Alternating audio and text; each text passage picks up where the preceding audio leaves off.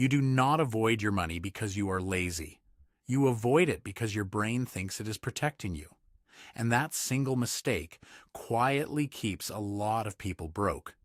Maybe you know this feeling already. You delay opening the banking app. You pay the bill without really looking.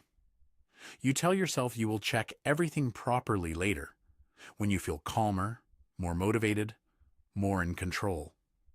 But later usually never comes. And that is the trap. This video is about why your brain avoids looking at your money, what that avoidance is doing to you, and how to break it before it keeps writing your financial life for you. Financial avoidance is not random. It is a threat response. When something makes you feel shame, anxiety, or loss, your brain looks for the fastest way to reduce that discomfort. Sometimes that means solving the problem, but very often it just means looking away. Researchers at the University of Cambridge have written about this pattern in personal finance. When money feels emotionally painful, people often reduce that pain by avoiding the information itself. Not because the information is useless, because it hurts. So the overdue balance sits there. The spending keeps happening, the subscription renews again, and because you are not looking, your brain gets a short burst of relief. That relief is what teaches the habit. This is the important part. Avoidance feels like safety in the moment, but it creates danger over time. The bill you do not check does not stop growing. The debt you do not track does not stop costing you.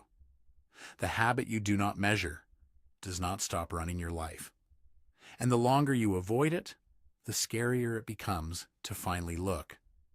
That is why people can stay stuck for months, sometimes years, in a money situation that could have been improved much earlier. Not because they were incapable, because the emotional friction got stronger every time they looked away.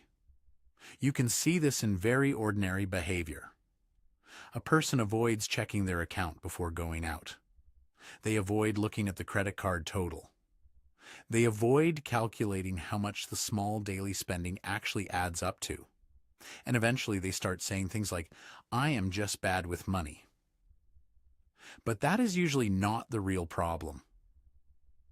The real problem is that their brain has learned that not knowing feels better than knowing, at least for a moment, and that moment becomes expensive. This is also why financial avoidance is so dangerous for people who are trying to improve, because you can be earning. You can be budgeting in theory. You can be telling yourself you want to change. But if you still avoid the numbers, you are operating blind. And blind money decisions are almost always emotional money decisions. That is where broke habits hide best. Not in ignorance, in avoidance. So, how do you break it? First, you stop treating money awareness like a giant event. If checking your finances feels like Judgment Day, your brain will resist it every time. So make it smaller.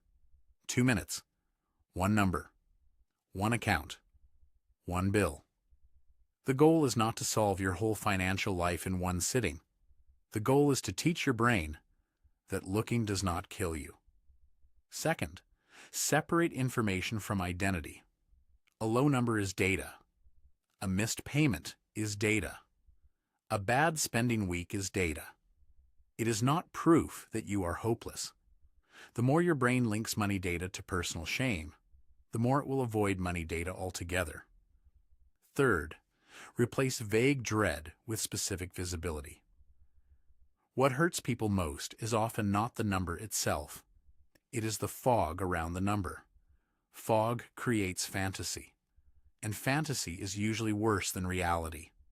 Once the number becomes specific, the brain can finally move from fear to action. That is when behavior starts changing. Not when you feel perfectly ready, when you can finally see clearly enough to respond. So, if you have been avoiding your money, that does not mean you are careless. It means your brain learned that avoidance gives temporary relief.